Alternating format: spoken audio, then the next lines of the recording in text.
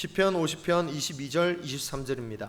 하나님을 잊어버린 너희여 이제 이를 생각하라. 그렇지 아니하면 내가 너희를 찢으리니 건질 자가 없으리라. 감사로 제사를 드리는 자가 나를 영화롭게 하나니 그의 행위를 옳게 하는 자에게 내가 하나님의 구원을 보이리라. 아멘. 오늘은 맥주 감사절입니다. 첫 수확을 감사하면서 드렸던 맥주 감사절입니다. 우리 추수하고 좀 다르지만 어차피 지금 우리가 꼭 논농사가 주 업무는 아니고 또 이렇게 반년이 지나고 나서 이렇게 하나님께 감사를 드리는 의미에서 맥주 감사절 전반기에 드리고 또 후반기에는 추수 감사절을 드리고 있습니다. 우리가 지난 한 해 2021년 한 해의 절반을 이제 살아오면서 어떤 마음으로 살아오셨는지 모르겠습니다. 감사의 마음으로 사셨는지 아니면 불평과 불만 가운데 사셨는지 모르겠습니다. PPT 한번 떼어주시죠. 이 프랑스의 철학자 샤르트르는 인생은 B와 D 사이의 C의 연속이다 라는 명언을 남겼습니다. 이 B라는 것은 탄생을 의미하는 birth고 D는 죽음을 의미하는 death, 또 C는 선택이라는 뜻의 choice죠. 그러니까 쉽게 말하면 우리가 살아있는 동안은 죽을 때까지 선택하며 사는 인생이다 라는 겁니다. 이것을 오늘 주제와 연결해서 응용해 보자면 우리의 신앙은 이 감사와 불평 사이에서 선택하는 것이다 라고 말할 수 있습니다. 감사할 일이 있으면 당연히 감사하면 되는 게 아니냐라고 생각하지만 사실 감사도 선택입니다. 인생을 한번 돌아보면 감사할 일이 따로 있고 불평할 일이 따로 있는 게 아닐 때도 있다라는 거예요. 부모의 보호를 받으면서 사는 아이를 너무나도 부러운 시선으로 바라보는 고아들이 있습니다. 하지만 반면에 부모의 집착이 너무 괴로워서 스스로 목숨을 끊는 아이도 있어요.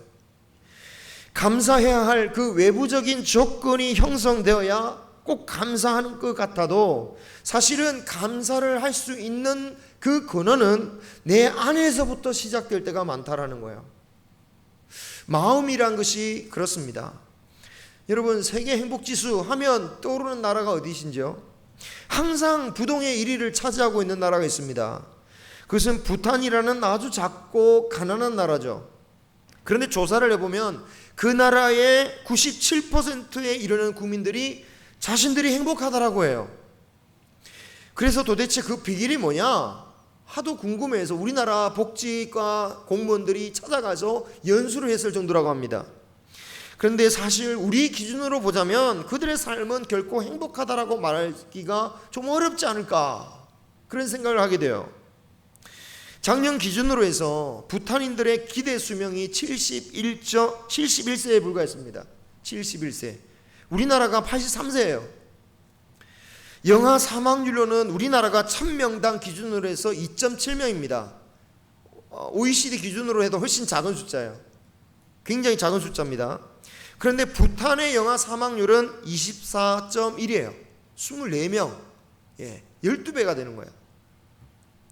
이것만 보아도 그들의 건강이나 의료 환경 등의 생활 수준이 어떠할지를 알 수가 있는 거죠. 그래서 한국이 부탄의 시스템을 가져올 것도 없고요. 또 한국 사람이 나도 좀 행복하게 좀 살아보자 해가지고 부탄으로 간다고 해서 행복해지는 게 결코 아니다라는 거예요. 하지만 그럼에도 불구하고 그들의 삶을 행복으로 받아들이며 살아간다라는 것, 이것은 우리가 그리스도인으로서 생각해 볼 문제다라는 거죠. 하나님은 우리에게 범사에 감사하라고 말씀하셨습니다. 도대체 어떻게 하면 범사에 감사할 수 있겠습니까? 환경이 바뀌고 상황이 바뀌어지는데 어떻게 그때마다 우리가 감사할 수 있을까요? 디모데전서 4장 4절입니다. 같이 읽겠습니다. 시작. 하나님께서 지으신 모든 것이 선하매 감사함으로 받으면 버릴 것이 없나니. 아멘. 감사의 비결이 뭡니까? 하나님께서 인도하신 모든 것을 선한 것으로 믿고 감사함으로 그냥 받아들이는 거예요. 우리가 살아가면서 예상하지 못한 일 또는 슬픈 일, 불행을 경험할 때 우리는 당장은 부들부들 떨리죠. 어찌할 바를 몰라서 정말 마음이 무너져 내리는 것 같습니다. 정말 깜깜해지죠. 바로 그 순간에 우리는 중요한 결단을 해야 된다라는 거예요. 중요한 선택을 해야 된다는 겁니다. 슬픔과 분노를 내버려 둘 것인지 아니면 멈추도록 명령을 내릴 것인지. 분명한 것은 이러한 슬픔과 분노를 그대로 놔두어서는 안 된다는 거죠. 왜입니까? 슬픔과 분노를 그대로 놔둔다면 하나님께서 우리에게 주시는 우리가 누려야 할 기쁨을 다 빼앗겨 버리기 때문입니다.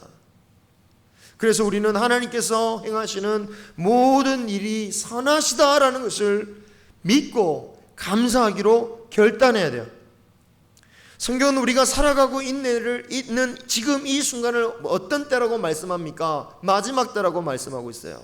마지막 때, 주님께서 말씀하셨던 그 마지막 때의 징조가 어떤 징조들이 일어납니까? 전염병과 전쟁과 기상이변들, 이 모든 것이 심판의 징조로서 이러한 것을 볼 때마다 마지막 때가 가까이 왔다는 것을 알라라고 말씀하셨습니다. 그러니까 이 모든 것이 지금 우리에게 일상적이지 않습니까? 물론 전쟁은 세계의 다른 편에서 일어나고 있지만, 그러나 이런 모든 징조들이 우리 삶에 지금 일상화되고 있어요. 그러므로 이 기간에 이 땅에 함께 많은 사람들과 함께 사는 성도들도 당연히 함께 어려움을 겪게 되어 있는 거죠. 하지만 이런 최종적인 심판의 징조들, 사인들은 결국은 하나님의 구원의 사인이기도 합니다. 죄인들을 심판하신 날이 우리에게는 어떤 날입니까? 의인들에게는 구원의 날인 거죠. 죄인들에 의해서 핍박받고 억울하고 고통받았던 그 모든 그 한이 풀어지고 원한이 씻겨지고 눈물이 멈추고 기쁨이 넘치는 날이 바로 심판의 날인 것이죠. 그러므로 비록 지금 우리가 이 세상의 마지막 때 겪어야 할 고통 속에 함께 있을지라도 이 모든 길이 하나님의 역사가 선하심을 알고 범사에 감사하는 삶을 살라라고 말씀하시는 겁니다. 우리가 범사에 감사하기 위해서는 우리에게 있는 걱정, 근심거리, 이것들을 잘 처리해야 되죠. 우리 인생에는 끝없는 걱정과 근심거리들이 있습니다. 저 높고 험한 산을 넘기만 하면 이제 좀 걱정 없이 살겠지라고 하지만 막상 넘으면 어떻습니까? 또 다른 산이 있는 거잖아요. 그죠? 애들만 키우면 얼마나 좋을까? 애들이 키웠더니 취업만 하면 얼마나 좋을까? 취업했더니 결혼하면 얼마나 좋을까? 결혼했더니 애들만 있으면 얼마나 좋을까? 애들이 있으니까 또 어떻게 키울까? 되돌이죠. 계속 되돌아가는 거예요. 우리는 예수님을 믿으면서 주님 제발 저도 한번 걱정 근심 없이 살아보기를 원합니다. 그런 근심거리를 아예 없애주십시오 라고 소망합니다. 하지만 그런 인생을 하나님께서 주신 적이 누구에게도 없다라는 거죠. 성경에서도 찾아볼 수 없습니다. 결국 우리의 인생은 끝이 나야지 근심과 걱정거리가 사라질 거예요. 다시 말하면 우리가 살아있다라는 것은 앞으로 만날 염려와 근심이 아직도 많이 남아있다라는 겁니다. 그러므로 우리가 항상 감사할 수 있으려면 이 걱정과 근심거리를 우리가 어떻게 처리해야 되느냐, 여기에 관건이 있다라는 거죠. 사람은 걱정과 근심거리에 대해서 보통 두 가지 방향으로 대처합니다. 하나는 걱정과 근심거리를 그냥 품고 있는 거예요. 그냥 쌓아놓고 있는 거예요. 참고 그냥 쌓아놓고 있는 거죠. 계속 걱정하고 있는 거예요. 그런데 그것이 있다 보면 어떻게 됩니까? 불안하게 돼요. 불안에 휩싸이게 됩니다. 불안하면 자신감도 없고 자긍심을 잃어버리게 돼요. 자신에 대해서 비로하게 느껴집니다. 스스로를 얽매어 놓습니다. 절망하고 포기의 길로 만들어버려요. 잘 나가던 사람들이, 많은 사람들에게 환호를 받던 사람들이 어느 날 갑자기 자신의 삶을 끝내버리는 경우, 평범한 우리가 볼 때는 야, 저 정도만 돼도 나는 정말 잘 살겠는데, 저 정도만 돼도 나는 걱정할 것 없이 잘 살 수 있을 것 같은데 라고 하는 사람들이 죽는 이유가 뭡니까? 바로 그 안에 쌓여진 그 불안과 그 좌절과 이 포기가 결국 자신의 생명까지 포기하게 만든다라는 겁니다. 또 다른 하나의 방향이 있습니다. 그것은 자신에게 오는 걱정과 근심거리를 밖으로 터뜨려 버리는 거예요. 불평과 분노입니다. 거기에는 나를 정당하게 대해주지 않은 내 존재의 가치를 무시한 누군가에 대한 막연한 분노가 도사리고 있습니다. 이처럼 걱정과 근심이 밖으로 터지면 남을 비난하게 되고 공격하고 원수들을 만들어내요. 최근에 이 미움의 장벽을, 정말 세상을 돌아보니까 이 미움의 장벽을 만들어가는 사람들이 급증하고 있죠.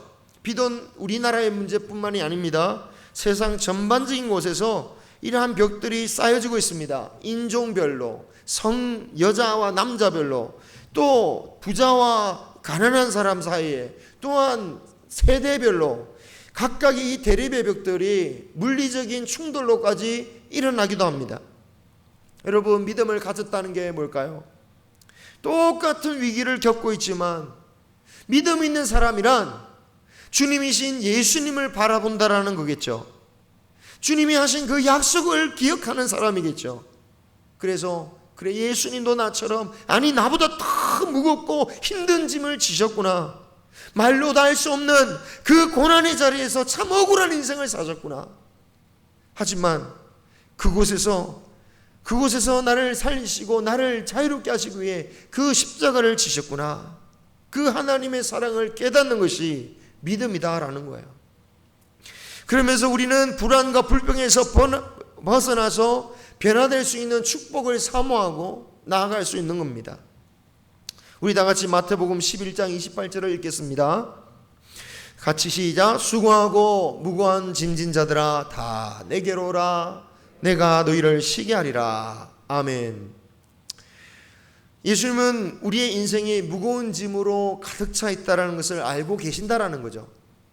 그래서 내가 너희 짐과 너희 슬픔을 대신 져줄 테니까 나에게 와라, 내가 너희에게 쉼과 안식을 주겠다라고 말씀하고 있습니다. 바라기는 우리의 짐을 대신 져주시는 그 주님으로 인하여 안식을 누릴 수 있기를 축원합니다. 그런데 축원합니다. 아멘. 네. 그런데 우리가 쉽게 주님 앞에 나와서도 그 쉼을 누리지 못하는 이유가 있다면 그 근본적인 이유가 뭐냐? 오늘 말씀에서 이렇게 말하고 있습니다.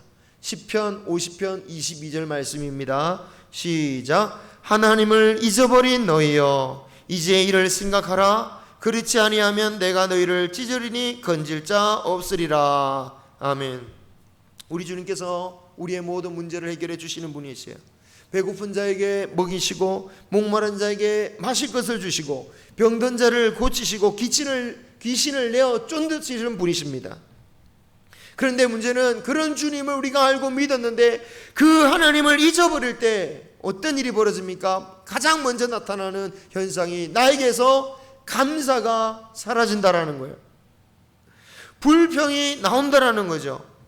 오늘 말씀은 하나님을 기억하지 않는 사람에 대한 경고입니다. 하나님 없이 인생을 사는 것은 불평 속에서 살기로 작정하는 것이다. 자신의 인생을 망가뜨리기로 결단하는 사람들이 곧 하나님을 잊어버리는 사람들이다라고 말씀하고 있습니다. 그리고 하나님께서 그들을 찢어도 구해줄 사람이 아무도 없을 것이다. 하나님을 잊은 사람들은 하나님 말고도 도움받고 위로받을 때가 많다라고 평상시에 여기지만 결국 하나님께서 심판하시는 그 순간에는 그 어떤 누구에로부터 도움도 받지 못하는 것이고 위로도 받지 못한다라는 것이죠. 나와 함께 하시는 하나님을 잊지 않으시기 바랍니다. 기억하시기를 바랍니다. 그 하나님으로 인하여 내가 지금까지 살아왔음을 기억하시기를 바라요. 그리고 그 기억으로 영원하신 구원을 주셨다는 그 말씀도 믿고 감사할 수 있기를 소망합니다. 우리의 영이 건강한지 건강하지 않은지 그 척도가 무엇이겠습니까? 내 안에 감사가 있느냐 없느냐? 정말 우리의 영혼에 감사가 있으십니까? 내가 정말 살아있는 것에 대해서 지금 이 자리에서 비록 무릎이 너무너무 아프게 정말 이 자리에 왔지만 정말 이곳에 와서 예배 드릴 수 있게 하신 거, 마스크를 썼지만 마스크 속에도 하나님을 찬양할 수 있다는 것에 대해서 그에 대한 감사가 있으신지요? 예수님을 믿은 것에 대해서 정말 나는 감사하고 있습니까? 내가 아직도 해야 할 사명이 있다라는 것에 대해서 감사할 수 있으십니까? 이 감사가 있다면 영적으로 건강한 사람들입니다. 이런 감사가 있는 사람이 하나님께 영광을 돌릴 수 있는 것입니다. 시편 50편 23절 말씀이죠. 같이 다시 한번 읽겠습니다. 시작. 감사로 제사를 드리는 자가 나를 영화롭게 하나니 그의 행위를 옳게 하는 자에게 내가 하나님의 구원을 보이리라. 아멘. 감사로 예배드리는 자가 하나님께 영광을 돌린다라는 거예요. 우리가 하나님을 영화롭게 하고 하나님께 영광을 돌리고 싶은 인생 어떻게 시작해야 됩니까? 다른 것이 아닙니다. 가장 먼저 감사를 시작하기 바랍니다. 어떻게 감사를 시작하겠습니까? 예배드리게 하심을 감사드리고, 옆에서 함께 있게 하심을 감사드리고, 섬길 수 있게 하심을 감사드리고, 참을 수 있게 하시는 걸 감사한다면 하나님께서 그 사람을 통해서 얼마나 영광을 받으시겠습니까? 하나님이 다른 사람들이 야, 저 진짜 하나님을 보니까 다르긴 다르구나, 정말 하나님 믿음이 다르네, 감사를 시작할 때 하나님께 영광을 돌리지 않을 수 있겠습니까? 물론 이런 생각이 들 수 있습니다. 내가 진심으로 감사하는 마음이 없는데, 내가 감사를 드려도 정말 진심에서 우러나오는 감사를 드려야지 진짜 하나님 기뻐하시지 않겠느냐라는 거죠. 근데 성경은 뭐라고 하십니까? 진심으로 기쁠 때 감사를 합니까? 아니, 그렇게 말하지 않습니다. 감사라고 명령하고 계세요. 명령에 순종하라고 말씀합니다. 왜냐? 감사도 훈련이다라는 거예요. 습관적으로 익히는 것이기도 합니다. 여러분, 감사의 습관을 들이면 나중에는 감사도 진정으로 할 수 있는 거예요. 사실은 반대로 불평도 습관입니다. 왜 불평하는 사람이 주로 불평합니까? 정해져 있잖아요. 불평하는 사람이 꼭 먼저 얘기하게 돼 있어요. 항상 그래요. 뭘 다 그렇진 않을 수 있겠지만, 그런데 대부분 불평하는 사람들이 먼저 불평합니다. 그것은 습관이기 때문이죠. 인지학자들, 인지심리학자들이 있는데요, 그들이 말하기를 이 습관은 절대로 못 고친대요. 그러니까 이렇게 뭘 막 만지고 이런 사람은, 저도 몰랐는데 밥 먹다가도 장난치고 이런 사람은 손을 가만히 놔두고 밥 먹어 이러면 절대로 못 먹는데요. 대신에 여기다가 다른 걸 주면 안 돼요. 좋은 것을 주라는 거예요. 무슨 말입니까? 나쁜 습관을 없애는 것은 불가능하지만 좋은 습관을 그 나쁜 습관에 얹으면은 나쁜 습관이 사라진다는 거죠. 우리가 어떻게 하면 불평이 없어질까요? 불평할 이유를 없애서 불평이 없어지는 게 아니에요. 만나를 줘도 불평하고요, 메추라기를 줘도 불평하는 거예요. 교회에서 떡을 줘도 불평하고요, 삼계탕을 줘도 불평하는 거죠. 그런데 학자들이 나쁜 습관을 없애는 대신 어떻게 하라? 새로운 습관을 그 위에 덮어라. 즉, 불평의 습관 가운데 주님이 말씀하시던 범사에 감사하라. 즉, 밥 먹듯이 감사하는 습관을 들여라 라고 말씀하는 거예요. 저는 아브라함의 인생을 보면서 문득 이런 생각을 해봤습니다.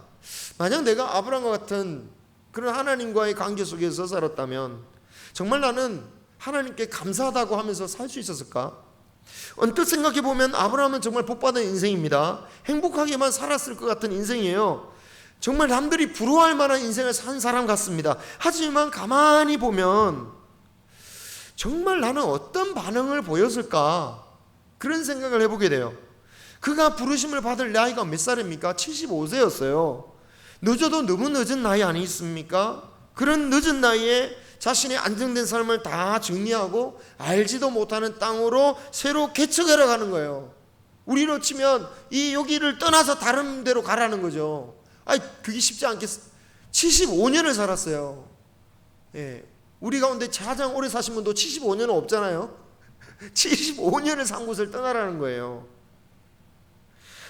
그러면서 주신 약속이 있죠. 하늘의 별만큼 바다의 모래만큼 많은 후손을 줄 것이다, 자손을 줄 것이다 라고 했는데 막상 주신 아들은 누굽니까? 정식으로 주신 아들은 100세 때 낳은 한 명이에요. 한 명. 하나님께서 하신 약속, 하나님께서 주신 그 복의 약속과 지금 현실은 얼마나 다릅니까? 만약 우리에게 겨우 연명할 정도의 건강을 허락하시거나 또는 겨우 먹고 살 만큼의 재물을 주신다면 우리가 하나님께, 하나님께서는 정말 우리에게 복을 주셨다, 나는 정말 복을 받았다 라고 하면서 아브라함처럼 믿음으로 말씀을 붙잡고 끝까지 살 수 있을까요? 우리는 혹시 지금 나의 건강의 수준, 나의 여건들 때문에 이것밖에 안 됩니까? 라고 실망하지는 않겠습니까? 그런데 아브라함은 그의 일생을 어떻게 삽니까? 그는 하나님의 인도를 받는 곳에 갈 때마다 하나님께 제단을 쌓으며 제사를 드려요. 제단을 드린다는 말이 뭡니까? 감사를 드린다라는 거죠. 심지어 자신의 아들을 바치라고 했을 때도 그는 자신의 아이를 태울 그 제단을 자기의 손으로 쌓고 있어요. 아마 그때 솔직히 인간적인 마음으로 아브라함은 감사의 마음이 될 수가 없겠죠. 하지만 아까 말씀처럼 하나님께서 지으신 모든 것이 선함에 감사함으로 받으면 버릴 것이 없다라는 그 믿음으로 그 터질 듯한 그 감정을 누르면서 그 제단을 쌓고 있는 거예요. 제단을 쌓아 올릴 때마다 내 아이가 죽을 시간이 다가오는 거예요. 그 제단을 완성해 갈 때마다 내 아이가 처참하게 죽을 거예요. 그렇지만 제단을 쌓아가고 있습니다. 범사에 감사하는 것이 얼마나 어렵습니까? 범사에 감사한다는 게 얼마나 어려운 일입니까? 특히 아브라함과 같이 극한의 시험을 맞이할 때 더욱 그러할 것입니다. 감사의 고비입니다. 지금까지 그래도 믿음으로 근근히 감사했는데 이번만은 도무지 감사할 수가 없겠구나. 그런 고비를 맞이할 수 있는 거죠. 그렇습니다. 우리 삶 가운데 우리가 정말 이렇게 믿음 가운데 이 코로나 상황 가운데서도 마스크 쓰면서 믿음으로 이렇게 예배드리는 분들 가운데 감사 한번 해보지 않고 정말 감사합니다라고 고백하면서 살아보지 않은 성도가 있겠습니까? 하지만 왜 우리가 그 감사가 사라집니까? 감사의 고비에서 좌절하기 때문이 그렇죠. 하지만 그때 결단의 마음으로 아브라함처럼 감사의 제단을 쌓아가기를 소망합니다. 아브라함이 자신의 아들을 올려야 할 그 제단을 쌓을 수 있었던 유일한 이유는 하나님을 신뢰했기 때문이죠. 야, 하나님이라면 내 아들을 절대 죽이실 거 없어 라는 신뢰가 아닙니다. 그건 자기 중심적인 신뢰예요. 내가 알지는 못하지만 내 머리로는 이해가 안 되지만 내 가슴은 찢어지게 아프지만 하나님께서 말씀하신 것이 나에게 가장 선한 길로 인도하신다는 것을 신뢰했기 때문에 칼을 들고 내리칠 직전까지 갔던 거죠. 이 감사의 고비를 잘 넘어서려면 우리는 감정의 주인이 되어야 됩니다. 감정의 노예가 되어서 감정에 휘둘려서 감정이 가는 대로 가는 존재가 되어서는 안 되겠죠. 감정대로 행하는 것을 선하게 보는 사람들도 있습니다.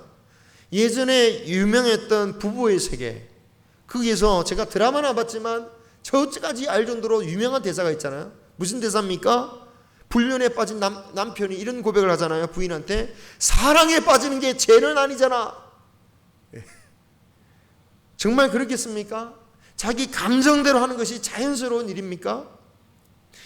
감정대로 한다는 생각은 아마도 감정은 순수하기 때문이라는 전제를 가지고 있기 때문이겠죠. 하지만 감정은 결코 순수한 게 아닙니다. 또 인지 심리학자들의 말을 빌려보자면 사람이 가지고 있는 감정이란 것은 사람이 가지고 있는 욕망에 의해서 좌우된다라는 거예요.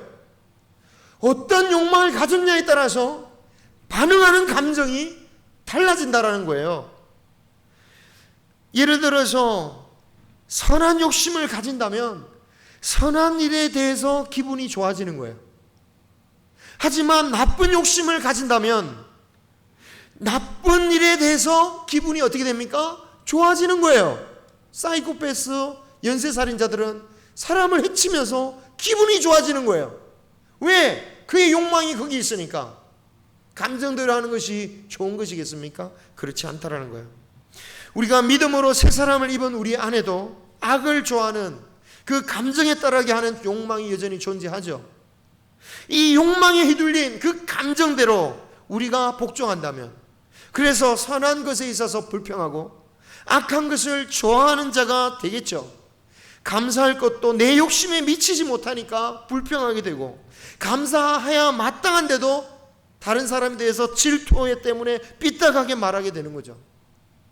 그러므로 감정의 노예가 되어서는, 감정대로 끌려다니어서는 결국 출애굽, 하나님의 보호로 출애굽하고 광야에서 인도하심을 받은 그 인생을 살았던 사람들이 끊임없는 불평의 습관으로 멸망한 것과 다를 바 없는 인생을 살아가게 되는 거죠.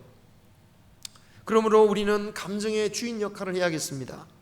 하나님의 선하신 인도하심을 잊어버리고 나의 악한 욕망의 감사를 잃어버릴 때, 그때 우리는 우리의 영혼을 향해서 외치시길 바라요. 내 영혼아 주께 감사하라. 하나님을 기억하고 하나님께 감사하라.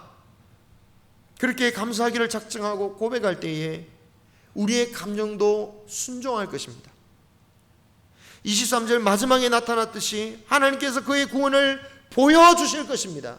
이것은 과학적으로도 증명되었죠. 예전에도 말했지만 여러분, 실험을 했습니다.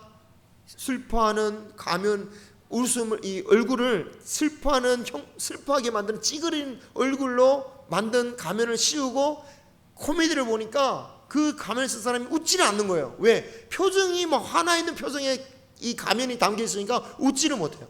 반대로 웃는 얼굴을 가면을 딱 쓰고 슬픈 거를 보았더니 이 사람이 슬퍼하지 않는데요. 왜? 얼굴은 기뻐하니까 감정이 못 따라가는 거예요.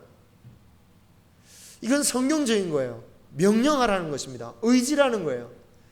우리의 감정에 속지 말고 주인이 되어서 감사하기를 결단하기를 소망합니다. 바라기는 감사할 일이 많아지기를 축원합니다. 하지만 더 축복받는 게 뭡니까? 감사할 일이 아직 없음에도 미리 감사함으로 하나님께서 감사할 일을 충만하게 주실 줄 믿습니다. 우리 말씀으로 이 하반기에는 하나님 주시는 포사한 열매를 맺으시기를 주님의 이름으로 축원합니다. 기도하겠습니다.